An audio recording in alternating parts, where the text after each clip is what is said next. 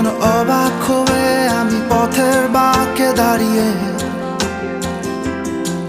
তুমি জোছনা হয়ে একা কোথায় বলো হারিয়ে। কেন তোমার আমার এত গল্প স্বল্প, আজ হঠাৎ করে কেন হলো সবই অল্প। দেখো দূরের আকাশ একা কাঁদছে তোমায় ভেবে, আর মেঘের মাঝে সব ভাবনাগুলো ডুবে। কেন তোমার চোখে আমার স্মৃতি উড়ে,